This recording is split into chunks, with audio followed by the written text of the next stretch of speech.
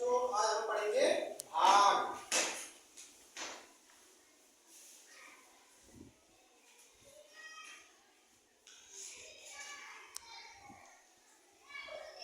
भाग को हम कहते हैं डिवीजन।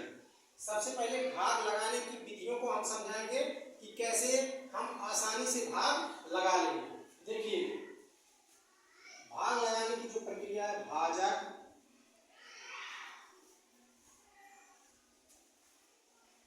भाज्य, भागफल, भागफल, उसके बाद आता है शेषफल। शेषफल भाग लगाने की प्रक्रिया, भाजक, भाज्य, भागफल और शेषफल।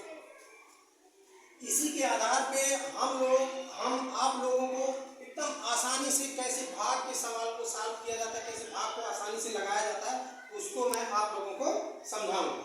तो ध्यान से आप लोग देखिए।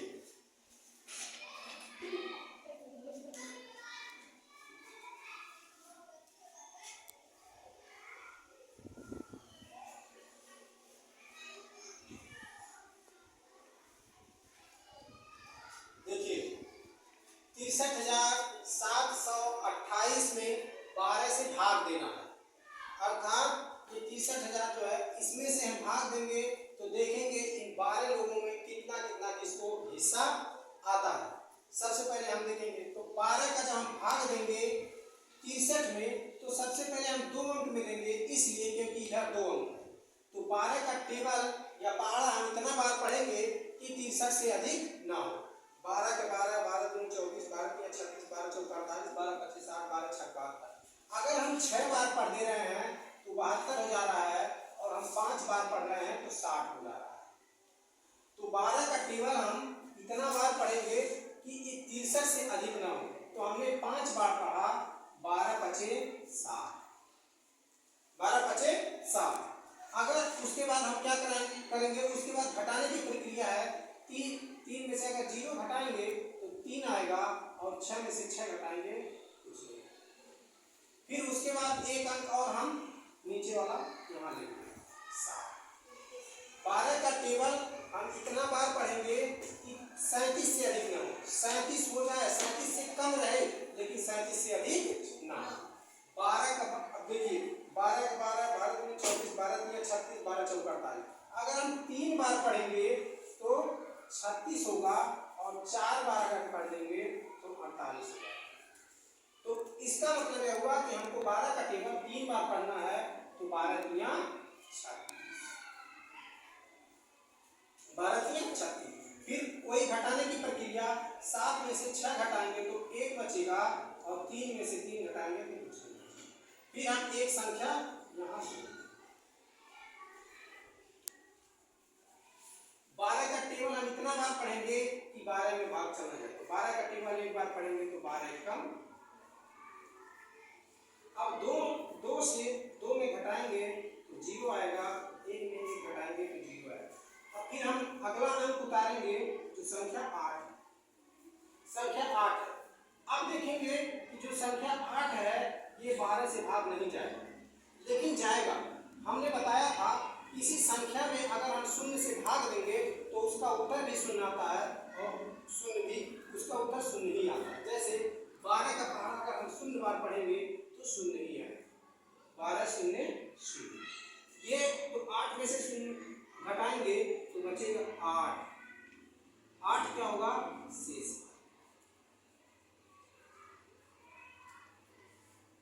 8 बचेगा शेषफल। ठीक, अब हम इसको भाग को, एक भाग हमारा कैसे सही होगा उसका जानने का एक प्रक्रिया हम आप लोगों को बताएंगे कि हमने जो भाग लगाया है, जो भाग किया है वह सही है या गलत। तो भाग लगाने का और भाग को जांच करने का जो प्रक्रिया है उसको मैं बताऊंगा।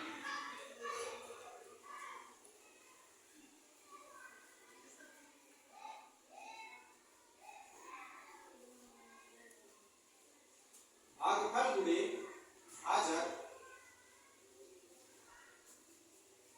भाजक शेष।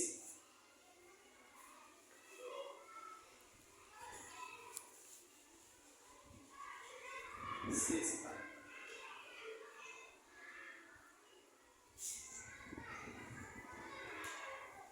बराबर 8। हम अपने भाग को जांच करेंगे कि हमने जो भाग लगाया है वो भाग सही है या गलत है। तो हमको क्या करना है, भागफल गुणे भाजक, यानी कि ये जो भागफल आया है और भाजक जो है इसमें गुणा करेंगे और शेषफल जो है उसमें जोड़ देंगे, तो हमको उत्तर अगर ये वाला अंक आता है तो हमारा उत्तर सही रहेगा, हमारा भाग सही है। तो देखेंगे भागफल कितना आया है 5310। 5310 गुणे भाजक, तो भाजक कितना है 12, भाजक है 12। 12 का पहाड़ा शून्य बार पढ़ेंगे तो 2 का पहाड़ा शून्य बार पढ़ेंगे तो 2 शून्य शून्य, 2 एक 2, 2 3 6, 2 5 10, 1 शून्य शून्य, 1 3 3, 1 5 1,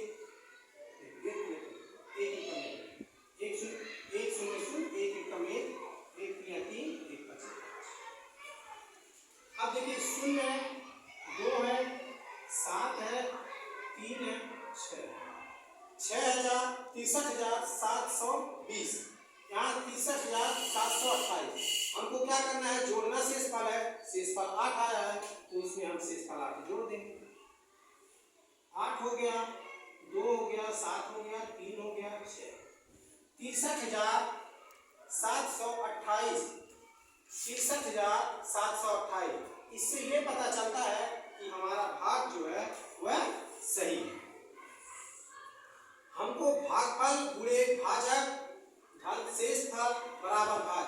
अब देखिए भागफल गुणे भाजक प्लस शेषफल बराबर भाज, ये बड़ा भाज 63,728। ये भाग लगाने का सबसे बढ़िया और अच्छा तरीका है।